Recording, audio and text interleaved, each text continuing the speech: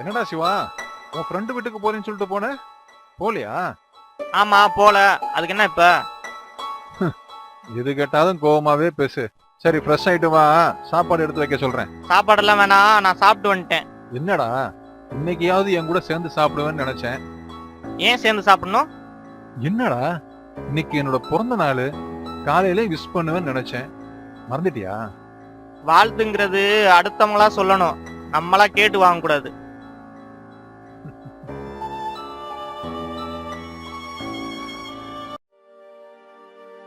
என்னப்பா ராம், இவன் இப்படியே இருக்கானே, எப்பதான் மாறுவான்? விடுங்கம்மா, இப்படியேவா இருந்துட போறான்? ஒரு நாள் இல்லைன்னா ஒரு நாள் நம்ம நினைக்கிற மாதிரி அவன் மாறிடுவாம்மா. சரி வா, உன் பிறந்த நாள்னு நான் கேசரி கிண்டி வச்சிருக்கேன், வந்து சாப்பிட்டு பார்த்துட்டு எப்படி இருக்குன்னு சொல்லு. நான் அப்புறம் சாப்பிடுறேம்மா. அதான் நான் பார்த்தேன், உன் தம்பியை விட்டுட்டு என்னைக்குதான் நீ சாப்பிட்டு இருக்க, அவன் தான் உன்னை புரிஞ்சுக்க மாட்டேங்கிறான். ஆமா சிவா, ஏ தம்பி, என்ன பாச்சு, என்னாச்சு? நடக்கிற பாதையில இதெல்லாம் யார் போட்டு வச்சா? எப்பவும் வேலையை முடிச்சிட்டு எடுத்து வச்சிருவேன் தம்பி, இன்னைக்கு மறந்துட்டேன் தம்பி. போன வாரம் உங்க சமையல் சரியில்லைன்னு சொன்னேன், அதுக்கு பழி வாங்குறீங்களா? காமெடி எல்லாம் பண்ணாதடா தம்பி, காலக்காடுடா, மறந்து போடுறேன். அதெல்லாம் ஒண்ணு வேணாம், ஒரு காஃபி போட்டு கொண்டு வாங்க. சாப்பிடுற நேரத்துல காப்பி எதுக்குடா தம்பி? டேய், எதுக்குடா அம்மா கஷ்டப்படுத்துற? அதான் மாசம் மாசம் சம்பளம் கொடுக்குறோம்ல, அப்புறம் என்ன? ஆமா, நீங்க அம்மா அம்மான்னு கூப்பிடறனால இவங்க எனக்கு அம்மா ஆயிருவாங்களா? மாசம் மாசம் சம்பளம் கொடுக்குறீங்க இல்லப்பா, அத நான் மறந்துட்டேன். உங்க ரெண்டு பேரையும் என் சொந்த பிள்ளைகளா தான் நினைச்சிட்டு இருந்தேன், ஆனா நீ என்ன வேலைக்காரியா தான் நினைச்சுக்கிட்டு இருக்கேன்னு இப்பதான் தெரிஞ்சுக்கிட்டேன். அம்மா, அவனை விடுங்கம்மா. அவனுக்காக நான் உங்ககிட்ட மன்னிப்பு கேட்டுக்கிறேன். நீங்க ஒண்ணு மனசுல வச்சுக்காதீங்க. என்னதான் இருந்தாலும் அம்மா வேறு வேலைக்காரி வேறுன்னு உன் தம்பி எனக்கு புரியுற மாதிரி சொல்லிட்டு போயிட்டான்ப்பா.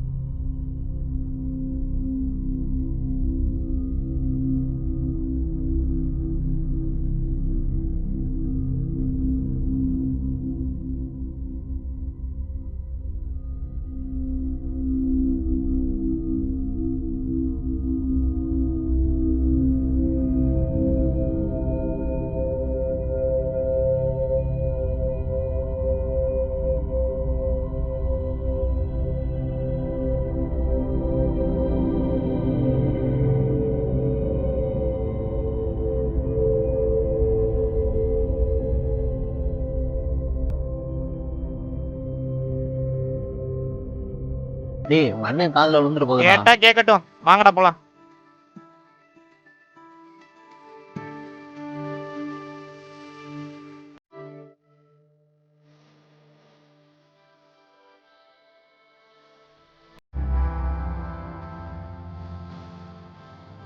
அண்ணே,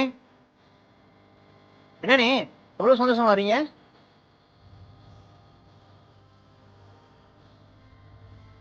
என்னண்ணா கையில? ஒரு 15 வருஷத்துக்கு முன்னாடி ஒரு இன்சூரன்ஸுக்காரன் தொல்லை தாங்க முடியாம ஒரு பாலிசி போட்டிருந்தேன். அது மெச்சூர் ஆயிடுச்சான். இன்னும் ஒரு 2 நாள்ல பேங்க்ல 2.5 லட்சம் ரூபாய் ஏறிடுமா. அதை எடுத்துக்கிறதுக்கு லெட்டர் அனுப்பிச்சிருக்காங்க. டேய், அப்ப இன்னும் 2 நாள்ல இன்னொரு ட்ரீட் இருக்கு. என்னண்ணா? இது ட்ரீட்டுக்கு இல்லப்பா, ட்ரீட்மெண்ட்டுக்கு. என்னண்ணே சொல்றீங்க? டாக்டரு என் காலில் ஒரு சின்ன ஆபரேஷன் செஞ்சா ஸ்டிக் இல்லாம நடக்கலாம்னு சொல்லியிருக்காருப்பா. அந்த ஆபரேஷனுக்கு தான் இந்த பணத்தை நான் செலவு பண்ணலாம்னு இருக்கேன்ப்பா. சரிண்ணா. டேய் வாங்கடா போலாம். ஆனா நாங்க கிளம்புறோம்ண்ணா. டேய் கிருஷ்ணா, விஷ்ணு, 2 பேரும் வெளியே இருங்கடா, நான் வந்துடுறேன்.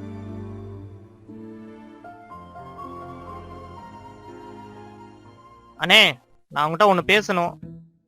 என்னடா, சொல்லு, என்ன பேசணும்? இல்ல, இன்னும் 2 வருஷத்துல என் படிப்பு முடிஞ்சிரும்.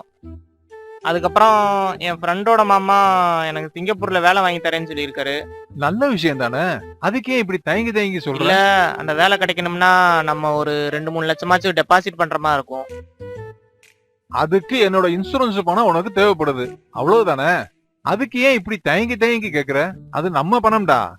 அது உனக்கு உதவுனாலும் சரி எனக்கு உதவுனாலும் ஒண்ணுதான்டா. இல்ல நான் வேலைக்கு போய் சம்பாதிக்க ஆரம்பிச்சிட்டேன்னா உனக்கு மாசம் மாசம் பணம் அனுப்புவேன். அதை வச்சு நீ உன் காலை சரி பண்ணிக்கலாம். டேய், நீ இந்த வார்த்தை சொன்ன பாத்தியா, அதுவே எனக்கு கால் குணமான மாதிரி ஆயிடுச்சு. இதுக்கு மேல என்ன வேணும்? போ, உன் ஃப்ரெண்ட்ஸுங்க வெயிட் பண்றாங்க, போயிட்டு வா. மத்ததெல்லாம் அப்புறம் பேசிக்கலாம். போ. சரி வரேன்.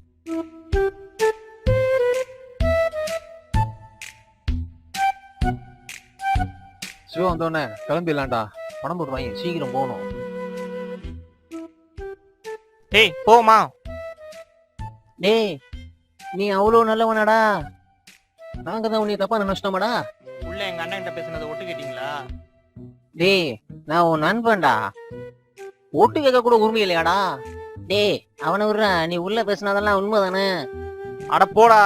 அந்த ஆளு நான் +2ல மார்க் கம்மியா எடுத்துட்டேன்ட்டு அந்த ஸ்டிக்கை வச்சு எப்படி எப்படி என்னை விரட்டி விரட்டி அடிச்சுச்சுன்னு தெரியுமா? அந்த ஆள் ஸ்டிக் இல்லாம நடக்கிறதுக்கு நான் ஹெல்ப் பண்ணுவேனா? ஆனா பாவி, உள்ள பேசினதெல்லாம் பொய்யாடா? அட அப்படி பேசினாதான்டா அந்த ஆள் பணம் கொடுக்கும்.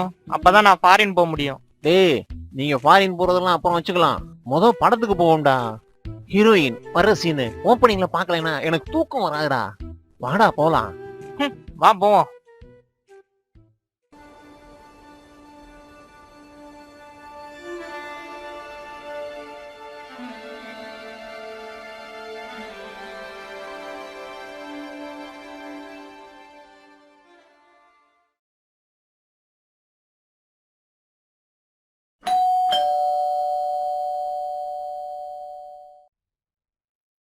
சார், இந்த கல்யாணத்துல எல்லாம் அவ்வளவா ஈடுபாடு இல்லை சார்.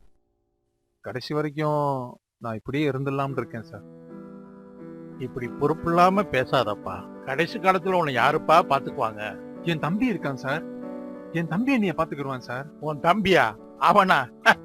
+2ல மார்க் கம்மியா எடுத்தாங்கிறதுக்கு 2 தட்டு தட்டதுக்கே 3 வருஷம் மூஞ்சி தூக்கி வச்சிட்டு இருக்கான். அவனா உன்னை கடைசி வரையும் காப்பாத்துவான்னு நினைக்கிற? அப்படியெல்லாம் இல்ல சார். சிவா இப்போ ரொம்ப மாறிட்டான். இப்ப கூட பாருங்க, அவன் மாசம் மாசம் வாங்குற சம்பளத்துல என் கால் சரி பண்றதுக்கு காசு தரேன்னு சொல்லியிருக்கான்.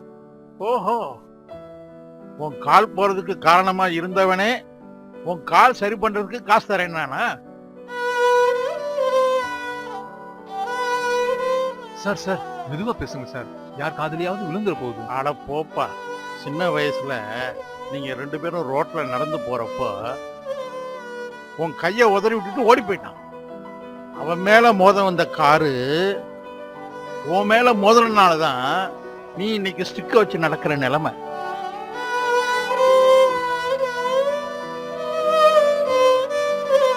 அப்படி பார்க்க போனா நீதான் மூஞ்சிய தூக்கி வச்சுட்டு அவன்கிட்ட பேசாம இருக்கணும்ப்பா. ஆமா, நான் தெரியாம தான் கேட்கிறேன். அப்படி என்னப்பா உன் தம்பி மேல அவ்வளவு பாசம்? லட்சுமி அக்கா பக்கத்து வீட்டுல தான் இருந்துச்சு. என்னைய தான் மூத்த பிள்ளை மாதிரி பாத்துச்சு. ஒரு டாக்டர் பொண்ணு மாதிரியே நடந்துக்க மாட்டாங்க. அவங்க அப்பாவுக்கு பிடிக்காத பையனை கல்யாணம் கட்டிக்கிட்டதால ஒரு ஓட்டு வீட்டுல வந்து குடி இருந்துச்சு. அந்த அக்காவுக்கு ஃபர்ஸ்ட் குழந்தையே பையனா பிறந்ததுல அவங்களுக்கு அவ்வளவு சந்தோஷம். என் பையனை எங்க அப்பா மாதிரியே டாக்டர் ஆக்கி தருவேன்னு எல்லார்கிட்டையும் சொல்லிக்கிட்டே இருக்கும். மலையில நனைஞ்ச ஓட்டு வீடு ஒரு சுவரு மட்டும் இடிஞ்சு விழும்னு யாருமே எதிர்பார்க்கல. அன்னைக்கு கூட்டத்தை விலக்கி விட்டுட்டு உள்ள போய் பார்த்தா அவங்க வீட்டுக்காரர் இறந்து கிடந்தாரு. அந்த அக்காவும் எனக்காகவே உயிரை கையில பிடிச்சுக்கிட்டு இருந்துச்சு. நான் காப்பாத்திடலாம்னு போனேன். அப்போ தொட்டில்ல கிடந்த தம் புள்ள சிவாவை காமிச்சு அந்த அக்கா என்ன சொல்லுச்சு தெரியுமா? ராம், என் பிள்ளைய எப்படியாச்சும் கஷ்டப்பட்டு படிக்க வச்சு பெரிய டாக்டர் ஆக்கிறேன்னு. அண்ணே அண்ணே அண்ணே. சார், சிவாவை என்னால கடைசி வரைக்கும் டாக்டருக்கு படிக்க வைக்க முடியாமலே போயிடுச்சே சார். அண்ணே அண்ணே நீ மன்னிச்சிருனே, மன்னிச்சிருனே, நீ மன்னிச்சிருனே. அண்ணே அண்ணே நீ மன்னிச்சிருனே.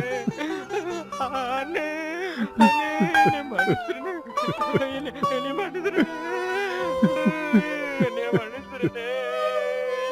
என்னைய மன்னிச்சிருண்ணே.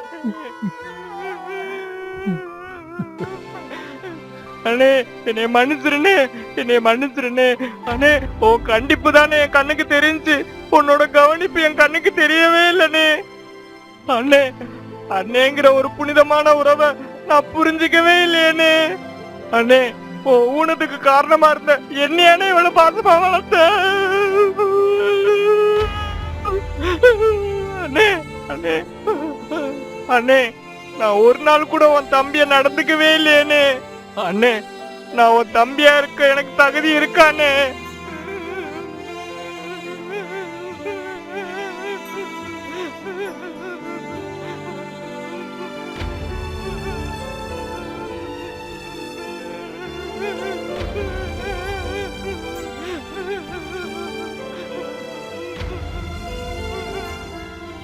சிவா விடு. இந்த காலத்து பசங்கள்லாம் சின்ன சின்ன விஷயத்துக்கெல்லாம் கோபப்பட்டு 2 வருஷம் 3 வருஷம் 4 வருஷம் ஏன் 10-15 வருஷம் கூட தன்னை கோபப்படுத்துறவங்கிட்ட பேசாம இருந்துடுறாங்க. அவங்களோட ஈகோ தான் அவங்கள பேச விடாம பண்ணுது. இதனால அவங்களுக்கு கிடைக்க வேண்டிய எத்தனையோ சந்தோஷங்கள் எல்லாம் அவங்க இழந்துடுறாங்க. நம்மளை கோபப்படுத்தினவங்க நமக்கு எத்தனையோ நல்ல விஷயங்களை பண்ணியிருப்பாங்க.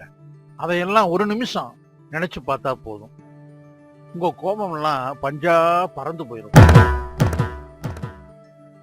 சிவா, கடவுள் படைப்பிலேயே மனுஷனா பிறந்த நமக்கு தான்ப்பா அண்ணன், தம்பி, மாமன், மச்சான், சித்தப்பா, பெரியப்பா, அக்கா, தங்கச்சின்னு எத்தனையோ உறவுகள் இருக்கு. இந்த உன்னதமான உறவுகள் தான் நமக்கு சந்தோஷத்தை தருதுப்பா.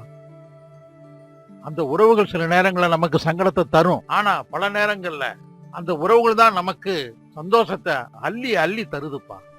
அது நமக்கு பக்கபலமாவும் இருக்கும், அதே நேரத்துல பாதுகாப்பாவும் இருக்கும். இந்த உலகத்துல பணத்துக்காக பழகிறவங்களும் இருக்காங்க, பாசத்துக்காக ஏங்குறவங்களும் இருக்காங்க. அத புரிஞ்சு தெரிஞ்சுக்கிட்ட மனுஷன்தான் இந்த உலகத்துல நிம்மதியா இருக்கான்ப்பா. ராம், நான் ஊர்ல இருந்து வந்ததே உனக்கு பிறந்த நாள் வாழ்த்து சொல்லத்தாப்பா. அதையே மறந்துட்டேன். எனிஹவ், என்னுடைய அன்பார்ந்த நெஞ்சார்ந்த பிறந்த நாள் வாழ்த்துக்கள்ப்பா. நீங்க அண்ணன் தம்பிங்க 2 பேரும் சேர்ந்து சந்தோஷமா இன்னைக்கு மாதிரி என்னைக்கும் இருக்கணும்ப்பா. உறவுகளோட சேர்ந்து வாழ்றதுதான் உன்னதமான உறவுகள்ப்பா. வாழ்த்துக்கள். நான் வர்றேன்.